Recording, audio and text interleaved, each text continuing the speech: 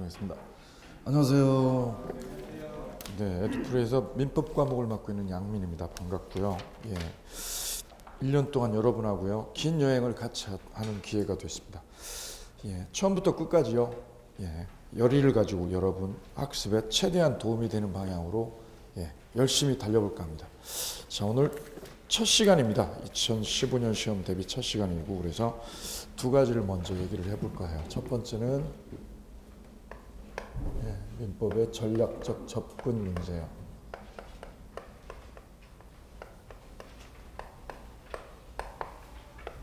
두 번째는 민법 과목의 구성하고 편제. 이 두 가지를 먼저 주제로 잡고 강의를 진행하도록 하겠습니다. 첫째는요, 민법의 전략적 접근입니다. 자, 우리가 해야 될 게 민법이라는 과목이고요.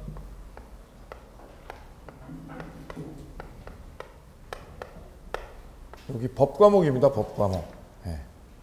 근데 이 앞에 민자입니다. 이 민자가 백성민자입니다. 그죠? 그래서 백성민자라는 거는 개인하고 개인 간에 그런 법률적 분쟁, 이거 붙었을 때 그거를 법으로, 법전으로, 민법 법전에 있는 내용대로 그 분쟁을 해결하자. 그 과정을 우리가 모색하고 탐구하는 거예요. 그래서 민법의 핵심은 이거예요. 분쟁의 주체가 개인입니다. 이 개인하고, 어떤 개인하고 또 다른 개인하고 이렇게 분쟁이 생겼을 때, 법률적인 쟁점인 분쟁이 생겼을 때 이게 원만하게 해결이 되지 않고 소송으로 이제 진화가 되겠죠. 소송으로 전환이 돼서 이게 해결이 안 됐을 때 쌍방이 치열하게 이제 법리적인 공방을 하고 증거 제출하고 이러다가 마지막에 판결을 얻습니다. 그 판결의 핵심은 어디서 가져오느냐면 법전입니다. 법전. 그죠? 법전. 그 중에서 민법전입니다. 이 민법전에 있는 법 규정 내용대로 법관은 판결을 때리게 되죠. 그거를 뭐라고 그러냐면 판결문이라고 합니다. 그죠?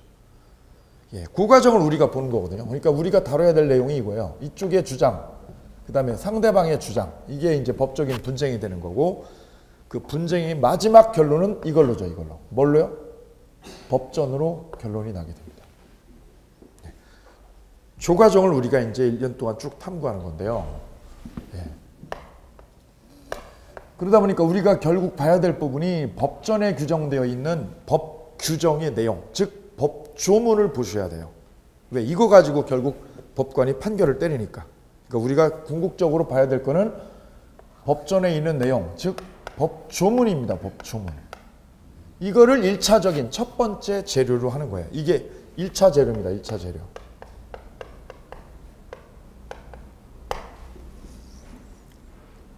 그 이거를 이제 이 조문을 계속 분석하고 이해하고 습득하는 게 우리의 첫 번째 재료고요.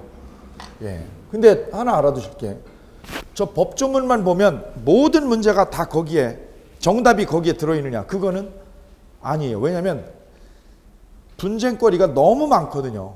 그죠? 여기서 개인할 때 이 개인이 4천만 명 아니에요. 그죠? 그 4천만 명이 벌리는 일입니다. 그죠? 그러다 보니까 그 분쟁거리를 이 법전에다가 일일이 다 모아놓을 수가 없거든요.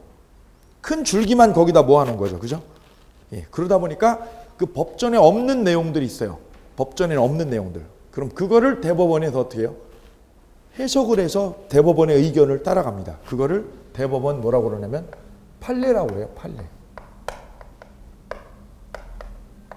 법원의 판례.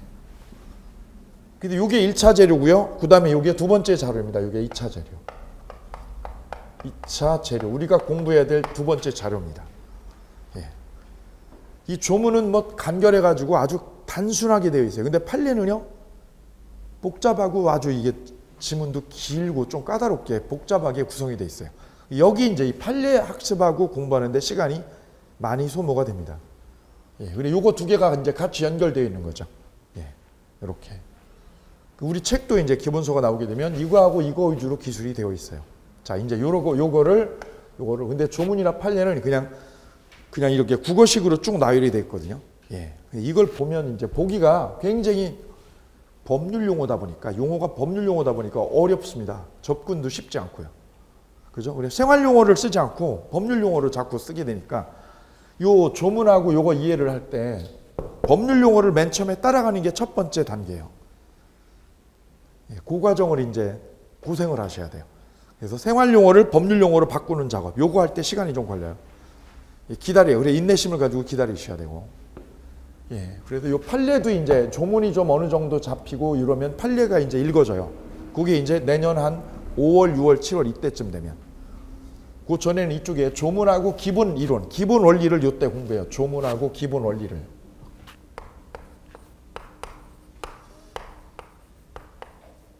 요게 되고 요게 이제 한 4월까지 될 거예요. 내년 한 3, 4월까지. 그러고 나면 이제 이쪽 판례를 이거랑 이제 연결해 가지고 같이 보시게 될 거예요. 그러면 이제 우리가 궁극적으로 해결하고자 하는 게 이거예요. 어떤 법률적인 사례가 있으면 이 사례 문제를 어떻게 하는 거냐면 이 조문하고 그 다음에 판례하고 이 원리에다가 접목해 가지고 문제를 풀어내는 거예요. 이렇게 지금 우리가 해야 될 게 이거예요. 이게 우리가 해야 될 재료입니다. 앞으로 계속 끌고 가야 될 방향점이에요.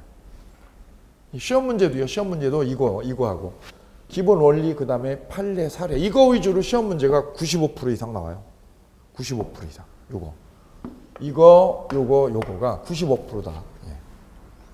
거의 다 이쪽에서 나온다고 생각하시면 돼요. 올해 같은 경우는 특히 얼마 전에 시험이 있었는데 이쪽 사례 문제가 절반 정도 나왔어요. 40문제 중에 20문제가 이쪽 문제예요. 그게 뭐냐면 이 사례는 이 조문하고 판례를 어떻게 사례에 접목하느냐 이런 거예요. 그리고 훨씬 재밌습니다. 이쪽으로 보시게 되면. 예를 들어서 이렇게 한번 볼게요. 그럼 이걸 구체적으로 한번 전개를 해볼게요. 이쪽에 있는 법률적인 문제라는 게 지금 방금 전에 보셨듯이 이 개인하고 개인 간에 분쟁거리가 생겼을 때 이게 원만히 타협이나 조절이 되지 않았을 때 법으로 소송으로 붙게 되죠. 비근한 예를 한번 들어볼게요. 이분 아세요? 성이 리고요. 이름이 쌍이에요. 리쌍 씨라고 가수 있습니다. 가수 있어요. 리쌍이라고. 이분이 건물을 상가를 임대를 줬어요. 임대차를 해서 임대를 놨어요. 여기 B라고 하는 이 개인한테. 그래서 이 B라고 하는 임차인이 여기 있는 임차인이 저 리쌍 씨 가수죠. 이 가수의 건물을 임대를 얻어가지고 임차인이 곱창집을 운영을 하고 있었습니다. 곱창집을. 그런데 이 임차인이 곱창집 운영을 하면서 시설 투자비하고 이런 것들을 많이 지출을 했어요. 상가다 보니까 저 강남에다가. 그러고 나서 이 곱창집 운영이 나름 잘 되니까 계약 기간이 만약에 2년 계약했다. 그리고 2년 동안 그럼 이 임차인은 월세 따박따박 내고 상가 점포 운영하면 됩니다. 그죠? 그러면 이거 문제 없어요.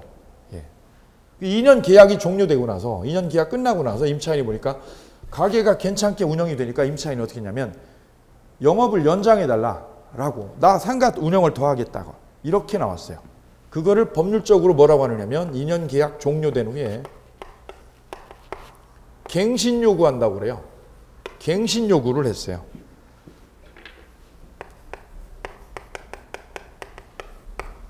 갱신이라는 말은 무슨 뜻이에요?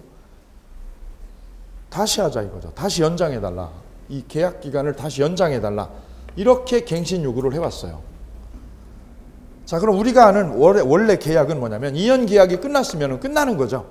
그죠? 그런데 우리 법에 상가임대차 보호법에 법전에 보면 이런 게 있어요. 계약 기간이 종료가 됐어도 임차인이 월세를 밀리지 않은 상황이다. 그렇다면 이 갱신 요구 기간을 최대 5년간이요. 5년까지 상가 점포 영업권을 갱신해서 쓸 수 있는 권리가 보장이 되어 있습니다. 그 권리를 갱신 요구라고 그래요. 갱신 요구권. 근데 법적으로 몇 년까지 된다는 거예요? 5년까지입니다. 5년까지. 5년까지 갱신해서 영업을 할 수 있어요. 단 월세를 밀리면 안 돼요. 석 달 밀리면 안 돼요. 법적으로. 그래서 임차인이 뭐를 요구한 거냐면 갱신해 주십시오. 갱신해 주십시오. 그럼 법전에 따르면 이게 갱신이 돼야 되잖아요. 그죠? 예. 그럼 임차인은, 이 임대인은, 리쌍인 임대인은 이거를요, 갱신 요구를 묵살하는 거 돼야 안 돼요? 묵살할 수가 없죠. 묵살 못 하죠, 이거. 묵살 못 한다. 갱신해 주는 게 맞습니다. 그런데 이 갱신 요구권이 법에 변화가 있었어요. 법 개정이 있었어요. 어떤 개정이 있었느냐면 이 법을 개정하기 전하고요. 법 개정 전하고 법 개정 후가 달라요. 올해는 이 갱신 요구가 임차인의 이 점포 영업권을 가진 임차인의 갱신 요구가 현재는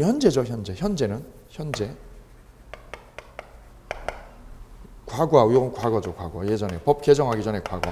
현재는 어떤 상황이냐면 보증금 액수하고 상관이 전혀 없어요. 보증금 액수하고 전혀 무관해요. 보증금 액수와 관계없이요. 보증금 액수와 관계없이 모든 점포 임차인에게 인정을 해요. 모든 점포 임차인입니다. 모든 상가 임차인에게 이거를요, 갱신요구 권리라는 이 권리를 인정해줘요. 권리를. 그러니까 금액이 많든 적든 다 되는 거죠. 이거 관계없이. 근데 법 개정 전에 과거에는 어떻게 했느냐면 금액에 제한이 있었어요. 금액이. 보증금 액수가 일정액을 넘으면 안 됐어요. 작년까지는 서울 기준으로 보증금이 3억이죠. 올해는 4억이고요. 작년까지는 보증금 액수가 3억을 넘어버리면 갱신 요구가 안 되는 거죠. 이게 보증금 액수에 제한이 있었습니다. 이게.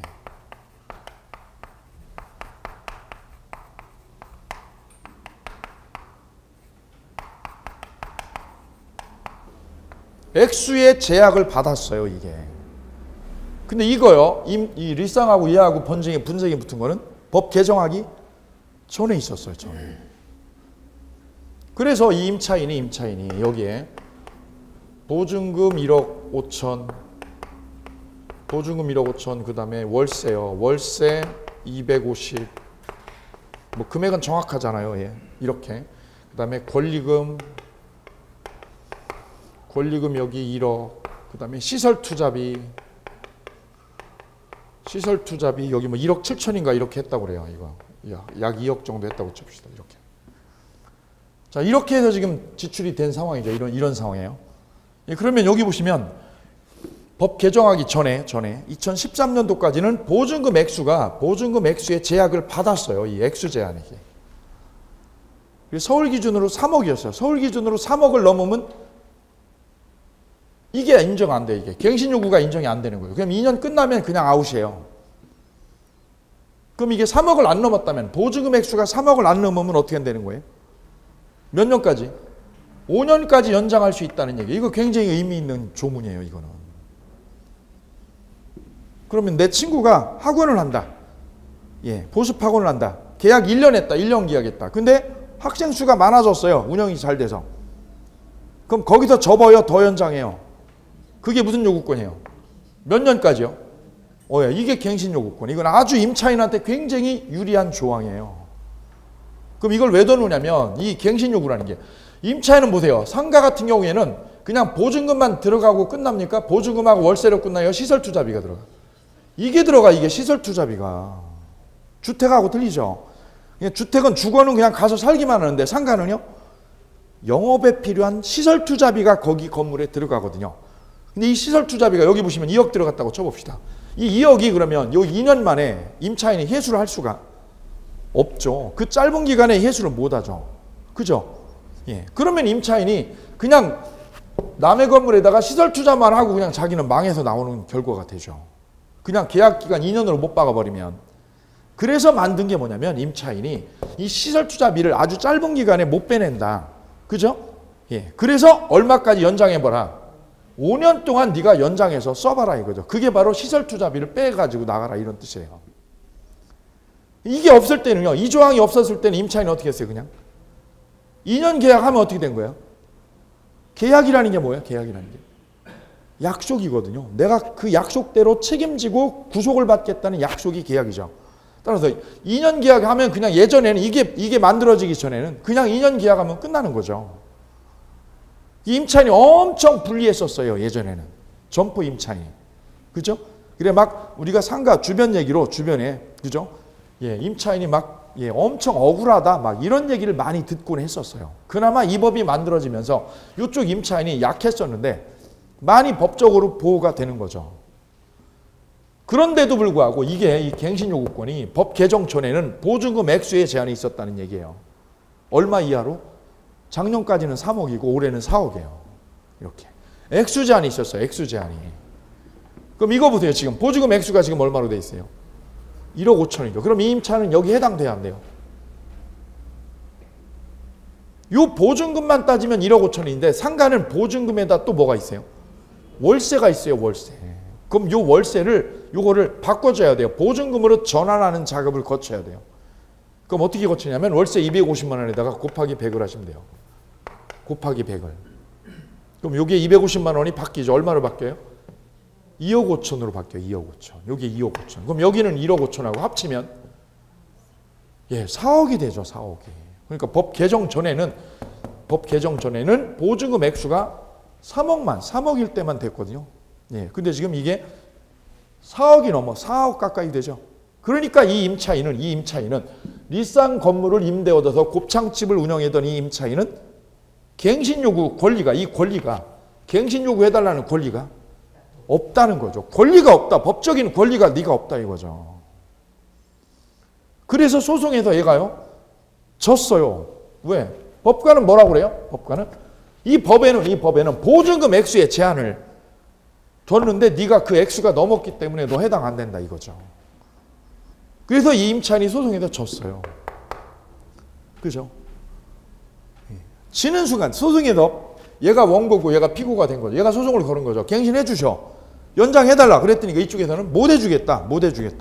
이거 법정에 간 거죠. 이쪽이 원고, 이쪽이 피고. 최종 판결문은 원고 측 청구를 기각한다. 이유 없다 이거죠. 이유 없다. 왜? 법전에 없으니까 너 해당 사항 없다 이거죠. 해당 사항 없다. 그래 얘가 졌어요. 얘가 지고 얘가 이겼죠. 그랬더니 언론이 이제 시끄러워졌어요. 왜 시끄러워졌냐면 네가 가수해가지고 돈도 버는데 이렇게 해가지고 이 임차인 자 지금 소송에서 지는 순간 요 보증금은 받습니다. 그죠? 문제는요. 이게 지금 다 허당이잖아요. 이게 보장이 안 되잖아요. 그러니까 이 임차인이 엄청 억울한 상황이죠. 이게 지금 회수가 안 되고 그냥 나가는 거죠. 맞죠? 권리금은 받아요? 권리금 주인한테 달라고 하면 주인이요? 안 주죠. 이거 누구한테 받는 거예요? 자기가 세를 놓은 새로 들어올 세입자한테 받는 거거든요. 그죠? 새로 들어올 사람한테도. 그것도 저 주인이 어떻게 하면 돼요? 나 그 새로 들어오는 사람 싫어. 그래 버리면 이것도 안 돼. 그죠? 결국 주인한테 칼자루가 다 있어요. 여기에 칼자루가 다 있는 거예요, 이게. 칼자루가 아니라 칼들은 강도죠. 나쁘게 말하면. 그죠? 그런 임대인도 있고 좋은 임대인도 많습니다. 어쨌거나 이게 지금 법적으로 전혀 보호 안 되고 사각지대로 빠져 있어요. 그러다 보니까 이게 문제가 있지 않냐. 이런 임차인이 많은데, 그죠? 서울 같은 경우에는 보증금 3, 4억 넘는 건 별거 아닙니다. 그죠? 월세가 있기 때문에. 그래서 이거를 바꾼 거죠. 이 보증금 액수를 걸지 말라. 이걸 잠그지 말라, 보증금으로. 그래서 액수 제한을 어떻게 한 거예요? 잠근 거예요? 풀어버린 거예요? 액수 제한을 풀어버렸어요. 관계없이 이게 이제 모든 임차인에게 이게 다 인정이 돼요. 그러니까 법이 완전하잖아요. 그죠? 법은 절대 완전하지 않습니다. 왜? 신이 만든 게 아니라 인간이 만든 거거든요. 그러다 보니까 이게 완전한 법은 없습니다. 다만 현재 있는 상태에서 최선을 향해 가는 것 뿐이죠. 우리가 사는 것도 비슷하게. 그래서 우리가 다룬 이 법의 문제는 이런 권리 문제입니다. 권리. 이런 권리가 있냐? 너한테는 이거를 연장해 줄 의무가 있냐? 5년간 연장해 줄 의무가 있냐? 즉 우리가 다툴 문제는 분쟁의 핵심은 권리가 있습니까? 이런 의무가 있습니까? 이걸 가지고 싸우는 거예요. 그 권리나 의무는 어디에 있어요? 어디에 규정이? 법전에. 그래서 저 법전을 계속 탐구하고 볼 수밖에 없습니다. 그래서 책이 새카매지셔야 된다는 거는 법전이 새카매져야 된다는 뜻.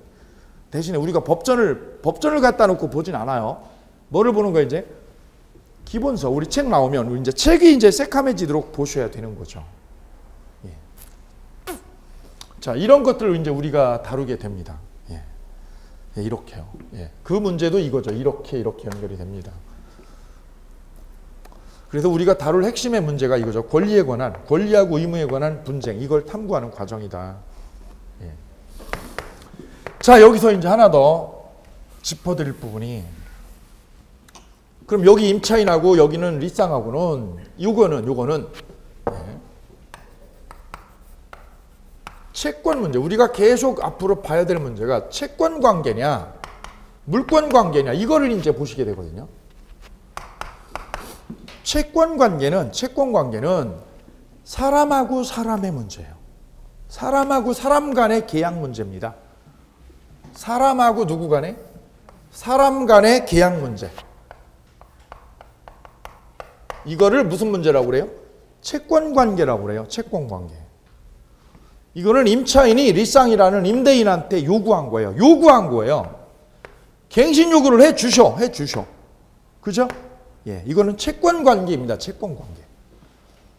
물권 관계는 사람이 물건에 대해서 이걸 지배하는 관계입니다. 이걸 지배하는 관계. 이거는 물건을 대상으로 해요. 물건을 대상으로. 그래서 부동산이나 동산이죠. 부동산이나 동산을 지배하는 관계. 이 지배하는 관계를 물권 관계라고 그래요. 물권 관계. 채권 관계는 누가 누구한테요? 사람이 누구한테? 사람한테. 여기서 사람이라는 거는 채권자입니다. 특정한 채권자가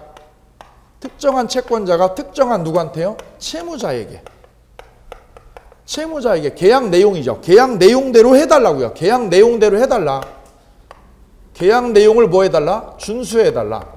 계약 내용대로 해달라고 요구하는 거예요. 이거는 요청하는 거니까 이거를 뭐라고 그래요? 청구권이라고 해요. 이건 청구권이라고 부르고 이거는요 지배권이라고 불러요. 그러면 이거는요, 내가 친구한테 돈 5천을 꿔줬다. 외상으로 꿔줬다. 근데 이 친구가 핸드폰 꺼버리고 연락이 안 된다. 이건 무슨 관계? 채권 관계예요? 물권 관계예요? 채권 관계죠. 그죠? 누구하고 누구? 사람하고 사람 관계입니다. 이건 채권 관계예요. 채권 계약이에요. 연락 안 되죠? 어떻게 돈 받아요? 그럼 채권이라는 게 뭐냐면, 채권이라는 거는 계약 내용대로 뭐 하는 거예요? 계약 내용대로 뭐 하는 거? 요구하는 거. 해달라. 너 빌려간 돈 갚아달라 이거죠. 갚아달라. 꿔간 돈 네 말대로 갚아달라 이거죠. 갚아달라고 뭐 하는 권리? 요구하는 거예요. 요구. 그랬더니 이쪽에서 연락 왔어요. 뭐라고요? 돈이 없어. 그럼 이 채권이에요. 채권 회수가 돼요? 안 돼요? 안 돼요. 그럼 이 채권이라는 거는 결국 뭐에 의해서 만족을 얻고 결과물이 나오는 거예요? 이 사람, 채권자에 의해서 결과물이 나와요? 채무자에 의해서 나와요? 예, 맞습니다. 채무자가 협조를 해야 결과물이 나와요. 채권은. 맞죠? 예, 이건 채무자가 하기 달려있는 거예요. 채무자가 뭐 해야 되는 거예요? 협조를 해야 돼요. 채무자가. 안 그러면 이건 이루어지지 않아요. 엊그제 제가 친구를 만났더니 원단 이거 공장을 하는데 거래를 한 5년 넘게 하다 보니까 이제 단골 고객이 생길 거 아니에요. 그죠? 예, 그래서 1억을 넘게 원단을 외상으로 거래를 해서 물건을 떼서 줬어요. 저 동남아에 있는 분, 저 필리핀에.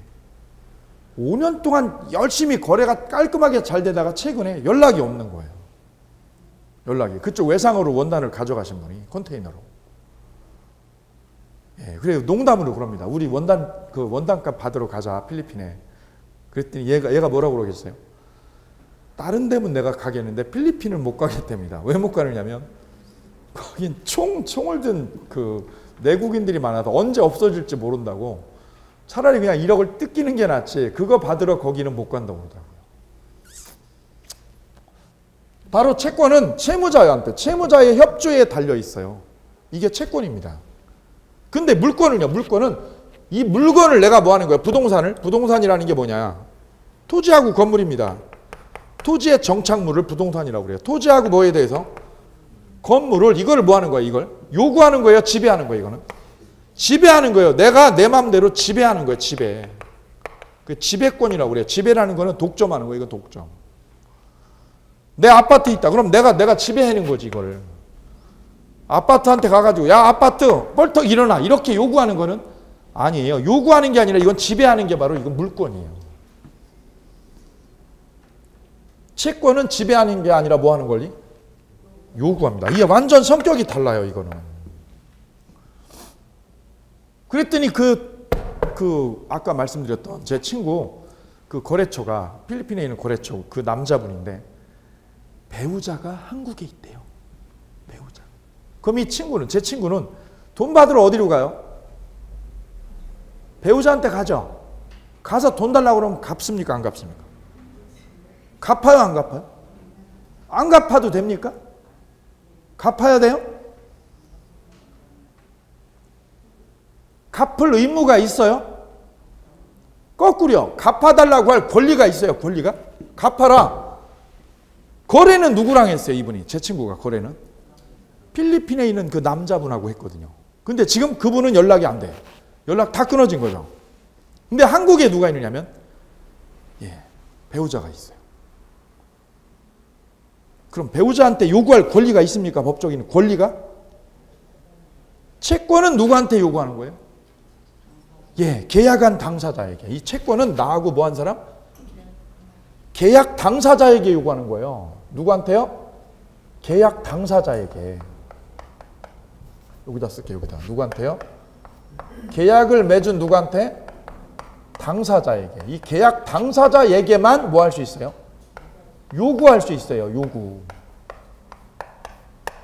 이런 특징이 있어. 특징이. 그럼 그 사람의 배우자는요? 배우자는 이 사람이랑 거래한 게 아니죠. 그럼 갚을 의무가 없어요. 안 갚아도 돼요. 그 자제분은요? 그 자제분한테는 할 요구가, 할 권리가 있습니까? 없어요. 왜요? 자제분도 계약을 한 게 아니잖아요. 이 이치는 마치 뭐랑 똑같느냐면 여러분이 어떤 음식점을 창업을 했다. 그래서 직원을 A라고 하는 직원을 고용을 했습니다. 월급 얼마를 주기로 고용계약을 했어요. 그죠? 그럼 서로 간에 무슨 관계가 생겼어요? 채권 관계 생겼죠? 그죠? 그럼 사장님은 일해달라고 요구할 수 있고 저쪽은요? 일을 해줄 의무 있죠? 의무가 있고 월급 요구할 권리가 있어요. 채권 관계 생겼죠? 그죠? 근데 일하는 직원이 한 달 되고 나서 갑자기 안 나왔어요. 연락도 없이. 이때 그 부모님한테 와서 일하라고 요구할 권리가 사장님한테는 없죠. 왜요? 채무자가 아니잖아, 부모님이. 바로 채권의 특징은 이거예요. 요구하는 건데 그 요구를 누구한테만 할 수 있다는 뜻? 이거죠. 이걸 모르면 안 돼요, 채권은. 그죠? 그래서 제 친구, 원단장 사는 제 친구, 그 친구는 그 배우자한테 가서 아무리 갚아달라고 해도 배우자는요, 여지껏 지금 뭐 20번 넘게 갔어도 맨날 커피만 마시고 오는 거죠. 커피 드시고 가셔요. 그죠? 그게 다죠. 법적인 조치할 권리가 더 이상 없습니다. 그럼 이 친구가 해야 될 거는 누굴 찾아내는 거예요? 채무자를 찾아내는 거죠. 이분을 찾아내가지고 돈을 회수하는 것밖에 없어요. 그러니 연락을 끊는 거죠. 협조를 안 하고 비협조하는 거죠, 지금. 그럼 채권은 이게 실현이 안 돼요. 채권 실현이 안 됩니다. 맞죠? 공부는 누가 하는 거예요? 공부는? 강사가 하는 거예요? 아닙니다. 여러분이 하는 거예요, 여러분이 공부를 하셔야 목적지, 결과물이 나와요. 그죠? 여러분이 인고의 시간이 필요한 거지 제가 필요한 거 아니에요. 저는 그냥 길만 열어드립니다. 길만 연결하고 열어드리는 거죠. 궁극적인 결과물은 여러분이 찾아가는 거예요. 사실은. 그거 기억하셔야 돼요. 이게 채권이고요. 물권은 그런데 틀려요. 물권은 이 아파트에 대해서 내가 요구해요? 지배를 해요? 지배. 이거 내 거야. 내 집이고 내 아파트야. 여기 건들지 마. 내 거라고. 그죠? 이거는 등기가 되어 있어요. 뭐가 되어 있어요? 등기로 내 거라는 표시가 되어 있어요. 등기로 표시가 되어 있어요. 표시라는 거를 공시라고 그래요. 공시. 내 거다. 내 아파트고 내 땅이고 내 건물이다. 그럼 이건 내가 뭐 할 수 있는 거야? 이거는 등기된 거는 지배를 할 수 있어. 내 거니까 지배를 할 수 있습니다.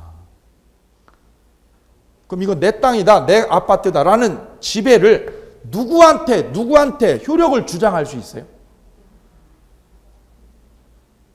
이건 나하고 어떤 사람하고 한 거예요? 부동산하고 한 거예요? 부동산을 내가 뭐 한 거예요? 등기부에 표시를 해놓은 거예요. 내 거라고, 내 거라고. 소유자 누구누구라고. 그죠? 그럼 이건 효력을 누구한테 주장할 수 있어요? 모든 사람에게. 이거는 바로 물권은 모든 사람에게 효력이 인정이 돼요. 이게 바로 채권하고 물권의 결정적인 차이예요. 구별되세요? 예. 요게 채권이고 요게 물권입니다. 이걸 아셔야 나중에 공부를 하시게 돼요. 그럼 이게 시험 문제는 어떻게 나가느냐 한번 응용을 해볼게요. 이걸 아셔야 실제 시험 문제의 접목이 돼요. 자, 볼게요. 갑이가 죽이는 건물에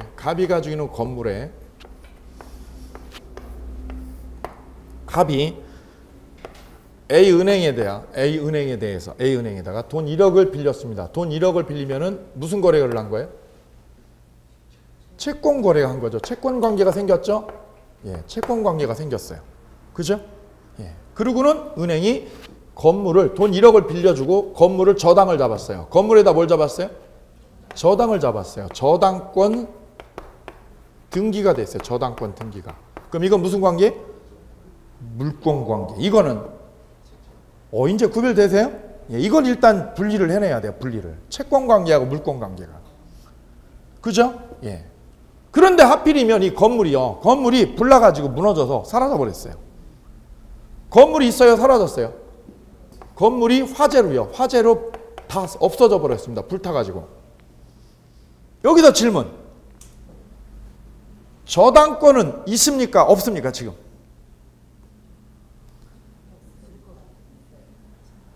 채권은 있습니까? 없습니까?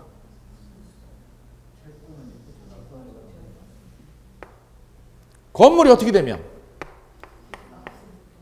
멸실돼가지고 건물이 전부 어떻게 됐어요? 소실되었다. 채권은 있나요? 사라졌나요? 저당권은요? 자, 바로 이거는요. 객체 문제입니다. 객체. 저당권은 뭐를 지배하는 거예요? 물건을. 그럼 물건이 있어요? 없어졌어요? 그럼 저당권은 있나요? 사라져요? 소멸해버려요. 저당권은 소멸하고 없어집니다. 채권은요? 물건에 대한 거예요? 사람에 대한 거예요? 사람에 대한 거죠. 그럼 채권은 존속해요. 사라지는 게 아닙니다. 그죠? 예. 뭐만 사라지는 거예요? 저당권이라는 물권. 이 물권만 없어지는 거지 채권은 남아있어요. 다만 이 은행은 그러면 뭐가 없어진 거예요? 건물이 불났으니까? 담보가 없어지고 그냥 채권만 있는 거죠. 일반 채권만. 그죠? 예, 이런 거죠. 그리고 이분이 월급이 좋다. 그럼 신용도 좋은 거죠? 그럼 채권 회수를 할 수 있는 거고 이분이 일도 안 하고 그러면 돈 떼이는 거죠. 돈 못 받는 거죠. 채무자가 협조를 안 해. 그럼 돈 못 받는 거죠. 거꾸로 가볼게요. 그럼 이분이 이 채권을 없애는 방법은 어떻게 하면 채권이 없어져요? 얘가 돈을 못 받게 하는 방법. 얘가 사채업자입니다. 이 아저씨가 사채업자예요. 저 사채업자가 돈을 못 받게 하는 방법은 어떻게 하는 거예요? 갑이 여러분이 채무자 어떻게 하면 돼요? 죽거나 아니면 튄다. 예, 맞습니다. 어떻게 하면 돼요? 죽어버려. 그냥 죽어버려. 또 하나 방법은 튄다죠. 먹고 튄다. 어디로 튀어요? 해외로. 얘가 못 잡는 대로 튀면 되는 거죠. 그죠? 그럼 채권은 없는 거예요? 있는 거예요? 죽어버리면 채권은 있어요? 없어요? 채권은 소멸합니다. 소멸해요. 근데 뭐는 남아있을까요? 저당권은 사라졌을까요? 그대로 있을까요? 저당권은 사람에 대한 거예요? 건물에 대한 거예요? 예. 저당권은 존속해요.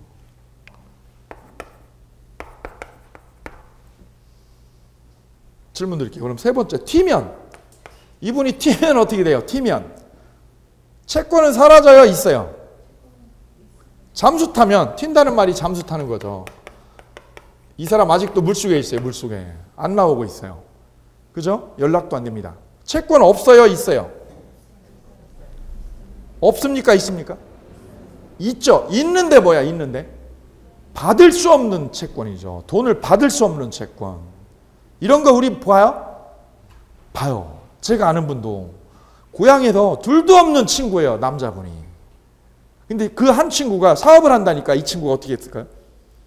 예, 내 마누라 빼고 너한테 다 내가 다 줄 수 있다. 이런 친구잖아요. 보증서 줬어요. 보증을. 근데 그 친구가 사업을 3년 동안은 너무 잘 됐어요. 근데 4년째 다 말았어요.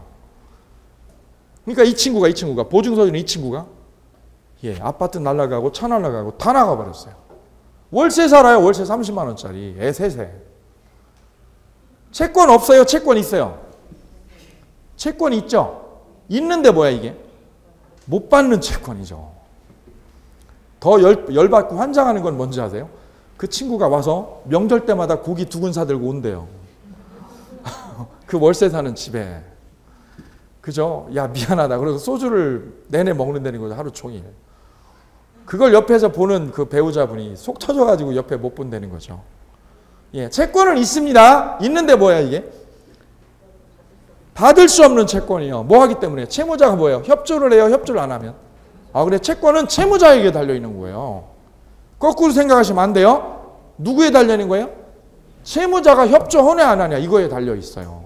공부랑 똑같아요. 그죠? 여러분이 뭐 하는 거에 달려있다고요? 공부를 능동적으로 적극적으로 해가냐 안 해가냐 이거 이 싸움이에요.